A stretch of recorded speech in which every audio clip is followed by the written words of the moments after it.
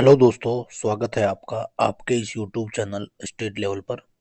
दोस्तों, आज 19 फरवरी 2025 के करंट अफेयर हम देखेंगे। उससे पहले प्रतिदिन की बात ही हम एक सकारात्मक विचार देखते हैं, जिससे हमें अपने कार्य के प्रति एक लगन रहे और एक आत्मविश्वास के साथ हम अपने कार्य में लगे रहें। दोस्तों, स्वामी विवेकानंद जी कहते हैं कि संभव की सीमा जानने का केवल एक ही तरीका है, असंभव से आगे निकल जाना। जी हाँ दोस्तों, इस बात से ये तात्पर्य है कि जब हम तैयारी करते हैं, परीक्षा की तैयारी करते हैं, बल्कि किसी भी काम की हम अगर तैयारी करते हैं, तो सबसे पहले मन में ये रहता है कि कार्य असंभव है, हमसे नहीं हो पाएगा, या हम इसको नहीं कर सकते। तो स्वामी विवेकानंद जी यहाँ पर कहते हैं कि अगर असंभव से आप आगे निकल जाते हैं, तो आप जान पाते हैं कि यह कार्य संभव है। अर्थात संभव की सीमा जानने का केवल एक ही तरीका है, असंभव से आगे निकल जाना। तो दोस्तों, जब आप अपनी मेहनत और लगन के साथ असंभव से आगे निकल जाते हैं, तो समझो आपका हर कार्य संभव हो जाता है। तो इसी उम्मीद, इसी विश्वास, इसी लगन और इसी मेहनत के साथ आप नित्य प्रतिदिन लगे रहिए। एक ना एक दिन आप प्रत्येक कार्य को अपने लिए संभव बना लेंगे। तो चलिए दोस्तों, आज देखते हैं आज की करंट अफेयर। पहला क्वेश्चन देखते हैं।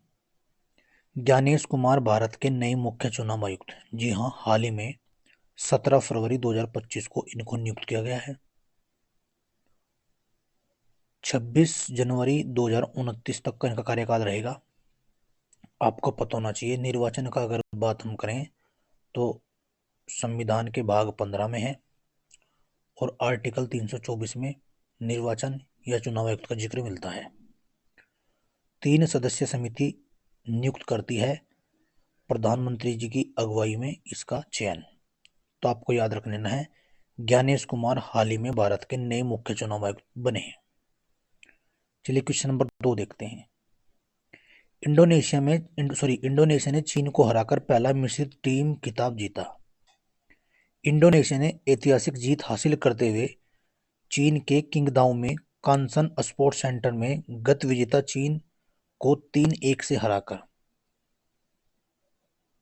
ये आपका रखना 3-1 है, ये से हराकर अपना पहला मिक्स्ड टीम बैडमिंटन चैंपियनशिप का खिताब जीता है। तो इस बार इंडोनेशिया ने चीन को हरा दिया है और मिश्रित टीम एक खिताब जीत लिया है। ये बात आपको याद रखनी है। चलिए क्वेश्चन नंबर 3 देखते हैं।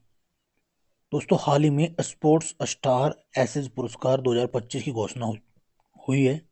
इसमें sport star of the year पुरुष वर्ग में PR सीजीएस को चुना गया है और महिला वर्ग में मनु भाकर को चुना गया है। दोनों ने ओलंपिक में पदक जीते थे, आपको भली भांति पता है। 14 फरवरी को पुरस्कार दिया गया। तो आपको जानना है, sport star of the year पुरुष वर्ग में PR सीरीजेस को दिया गया है और महिला वर्ग में मनु भाकर को दिया गया है। चलिए क्वेश्चन नंबर 4 देख लेते हैं। बाफ्टा पुरस्कार 2025, ये हमारे लिए महत्वपूर्ण हो जाता है क्योंकि इसमें भारत की एक मूवी गई थी, पायल कपाड़िया की। तो 78वां पुरस्कार समारोह लंदन के रॉयल फेस्टिवल हॉल में कॉन्क्लेव को सर्वश्रेष्ठ फिल्म का अवार्ड मिला। यानी जो बाफ्टा पुरस्कार 2024 का जो पुरस्कार है वो कॉन्क्लेव मूवी को दिया गया, जबकि सर्वश्रेष्ठ अभिनेता एड्रियन ब्रोडी को दिया गया। उनकी एक मूवी थी द ब्रूटलिस्ट। और मिक्की मेडिसन को अनोरा के लिए, यानी दो दो दिया गया, दो महत्वपूर्ण अभिनेता को दिया गया, एक एड्रियन ब्रोडी और एक मिक्की मेडिसन को। इन दोनों को ये पुरस्कार दिया गया। चलिए क्वेश्चन नंबर 5 देखते हैं। एशियाई शीतकालीन खेल 2025 में चीन का दबदबा। जी हाँ, इस खेल में भारत स्वर्ण पदक से वंचित रहा। 7 फरवरी से 14 फरवरी 2025 में ये 9वें एशियाई शीतकालीन खेल हॉर्बिन में खेले गए। इसमें चीन 32 स्वर्ण और 27 रजत पदक के साथ और 26 कांस्य पदक के साथ शीर्ष पर रहा। तो एशियाई शीतकालीन खेल 2025 में भारत इसमें पदक से वंचित रहा और चीन टॉप पर रहा 32 स्वर्ण 27 रजत पदक 26 कांस्य पदक के साथ। चलिए क्वेश्चन नंबर 6 देख लेते हैं। सेबी ने कॉरपोरेट गवर्नेंस और पारदर्शिता को मजबूत करने के लिए एक आरपीटी पोर्टल लॉन्च किया है। जी हाँ, 14 फरवरी 2025 को भारतीय प्रतिभूति और विनिमय बोर्ड सेबी ने संबंधित पार्टी लेन देन पर आरपीटी पोर्टल लॉन्च किया है, जिससे लेन देन में कुछ सहायता मिल सके, ये बात आपको याद रखनी है। चलिए क्वेश्चन नंबर 7 देखते हैं। दोस्तों, नई दिल्ली में 17 से 23 फरवरी तक मलेशिया खाद्य एवं सांस्कृतिक महोत्सव का आयोजन किया जा रहा है, ये बात आपको याद रखनी है। नई दिल्ली में ये आयोजित हो रहा है 17 से 23 फरवरी के मध्य मलेशिया खाद्य सांस्कृतिक महोत्सव। चलिए क्वेश्चन नंबर 8 देख लेते हैं। भारत और फिलीपींस के राजनयिक रिश्तों की स्थापना के 75 वर्ष पूरे हुए हैं हाल ही में। दक्षिण फिलीपींस के सेबू शहर में भारत फिलीपींस सांस्कृतिक और शैक्षणिक आदान प्रदान सम्मेलन 75वीं वर्षगांठ पर आयोजित हो रहा है। तो भारत और फिलीपींस के राजनयिक के हाल ही में 75 वर्ष पूरे, इन संबंधों के 75 वर्ष पूरे हुए हैं, ये बात आपको याद रखनी है। फिलीपींस की राजधानी आपको पता होना चाहिए मनीला है, ये एक इधर द्वीपीय देश है, ये बात भी आपको याद रखनी है। चलिए क्वेश्चन नंबर 9 देख लेते हैं। गार्गी संस्कृत बालिका छात्रवृत्ति योजना, ऐसी योजना अक्सर करके एग्जाम में पूछ लेता है। सेंट्रल के जितने भी एग्जाम है, रेलवे या एसएससी की परीक्षाओं में ऐसी सीधी योजना पूछ लेता है। गार्गी संस्कृत बालिका छात्रवृत्ति योजना उत्तराखंड में शुरू की गई, पुष्कर सिंह धामी जो वहाँ के मुख्यमंत्री उसके द्वारा शुरू की गई और संस्कृत शिक्षा विभाग द्वारा चलाई गई, ये बात आपको याद रखनी है। चलिए देखते हैं आज का अंतिम प्रश्न। जी सफल योजना, आजीविका बढ़ाने के लिए अंत्योदय परिवारों के लिए गुजरात में जी सफल योजना चलाई गई। 10 जिले और 25 तालुका के अंतर्गत योजना चलाई गई है, ये बात आपको याद रख लेनी है। 10 जिले और 25 तालुका के अंदर ये योजना चलाई गई है। तो दोस्तों, ये थे आज के 10 महत्वपूर्ण प्रश्न। अब 2 प्रश्न मैं आपसे पूछता हूँ, जिनका जवाब आप कमेंट करके देते हैं डेली। आपको बताना है नोदी बंधन योजना कहाँ चलाई गई, नोदी बंधन योजना कहाँ चलाई गई, और हाल ही में मोहम्मद रफ़ी की जन्म अवसर पर कितने रुपए का सिक्का या स्मारक सिक्का जारी किया है सरकार ने। मोहम्मद रफ़ी की सम्मान में कितने रुपए का सिक्का हाल ही में जारी किया गया है। चलिए अब देख लेते हैं रिवीजन, और रिवीजन में हम कर रहे थे भारत और विश्व में प्रथम। तो देखते हैं, लक्षद्वीप में शाखा खोलने वाला पहला निजी बैंक HDFC है दोस्तों।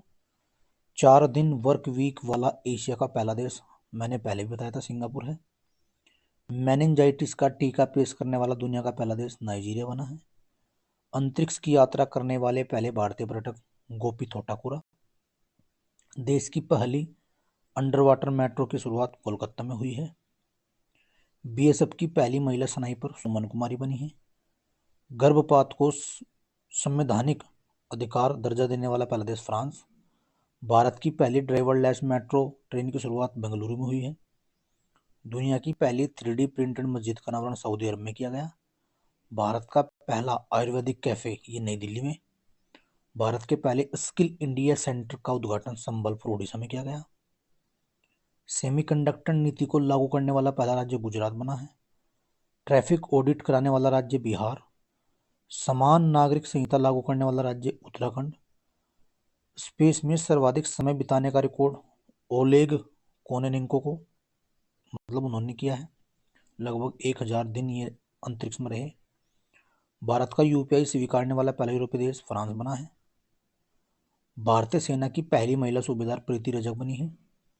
जाति जनगणना शुरू करने वाला दूसरा राज्य आपको पता होना चाहिए, बिहार के बाद आंध्र प्रदेश बना है। भारत की पहली और ऊर्जा संचालित नाव की शुरुआत सरयू नदी में की गई, अयोध्या में। भारत की पहली 100% इलेक्ट्रिक बाइक टैक्सी की शुरुआत असम में की गई। PM विश्वकर्मा योजना लागू करने वाला पहला UT आपको पता होना चाहिए, जम्मू कश्मीर बना था। भारत का पहला गर्ल्स सैनिक स्कूल मथुरा उत्तर प्रदेश, राजनाथ सिंह जी ने इसका उद्घाटन किया था। देश का पहला डार्क स्काई पार्क पेंच टाइगर जो कि महाराष्ट्र में वहाँ बना था, अनाथ बच्चों के लिए योजना बनाने वाला पहला राज्य हिमाचल प्रदेश। देश का पहला AICT लखनऊ यूपी में बना है। सियाचिन ग्लेशियर में किसी ऑपरेशनल पोस्ट पर तैनात होने वाली पहली महिला चिकित्सा अधिकारी कैप्टन फातिमा वसीम।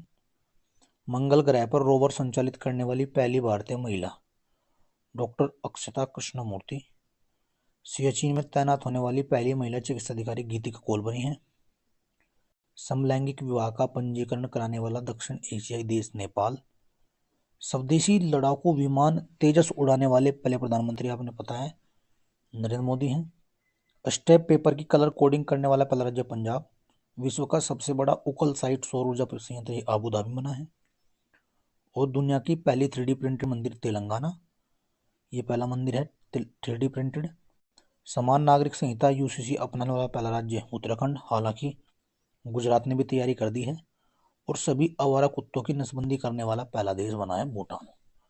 तो दोस्तों ये थे रिवीजन के कुछ प्रश्न। ऐसे ही प्रतिदिन मैं 10 प्रश्नों के साथ कुछ रिवीजन में लेता हूँ। उम्मीद है आप वीडियो देखते हैं, आपको पसंद आती है। तो बस प्रतिदिन ऐसे ही देखते रहिए, मात्र 10 से 12 मिनट में वीडियो हो जाती है। ऐसे ही लगे रहिए, पढ़ते रहिए, मुस्कुराते रहिए दोस्तों, खुश रहिए। जय हिंद, जय भारत।